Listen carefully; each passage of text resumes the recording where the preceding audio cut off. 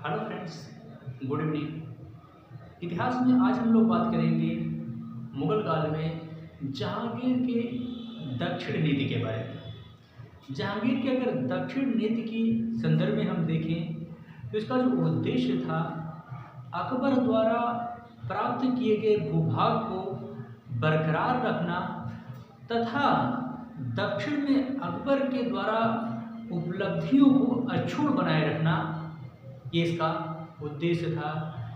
और दक्षिण में मुगल की विजय में सबसे बड़ा जो बाधा था वह मलिक अंबर था। मलिक अंबर एक अबिसिनियाई घोड़े का व्यापारी था जो अपनी प्रतिभा के दम पर प्रधानमंत्री के पद तक पहुंचा था। तो यह अहमदनगर का वजीर था। अहमदनगर में इसे वजीर के पद पर नियुक्त किया गया था और 1610 ईस्वी में इसने मुगल गवर्नर अब्दुल रहीम खान खाना को पराजित करके उसने दक्षिण से निकाल फेंका और दक्षिण के राज्यों की अर्थव्यवस्था को मजबूत करने में इसने महत्वपूर्ण रोल अदा किया। और यह एक महत्वपूर्ण तथा दूरदर्शी प्रशासक भी था। इसे दक्षिण के राज्यों का दक्षिण का टोडरमल कहा जाता है, क्योंकि दक्षिण में पहली बार इसने भूमि की पैमाइश कराई। आगे चल करके आप देखेंगे तो जहांगीर ने 1618 ईस्वी में खुर्रम को इसने जो है भेजा दक्षिण के अभियान पर। हालांकि इसने क्या किया था कि बीजापुर और गोलकुंडा को मिला करके इसने एक संयुक्त सेना का गठन किया था।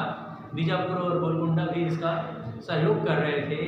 1618 ईस्वी में खुर्रम ने क्या किया कि इसने तीनों संयुक्त सेनाओं को एक साथ पराजित कर दिया, अहमदनगर, बीजापुर और गोलकुंडा। इससे प्रसन्न होकर के जहांगीर ने उसे शाहजहां की उपाधि प्रदान की।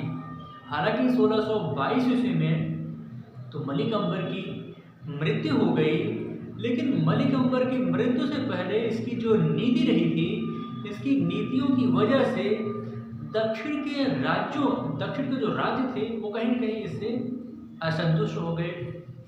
और इसका कारण ये था कि अहमदनगर से आप देखेंगे तो धीरे धीरे बीजापुर के मध्य मतभेद शुरू हो गया।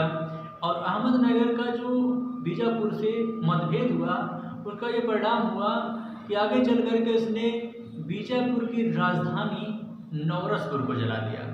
और जब बीजापुर की राजधानी नौरसपुर को इसने जला दिया तो फिर हमेशा के लिए अहमदनगर और बीजापुर के बीच बड़े मतभेद उत्पन्न हुए।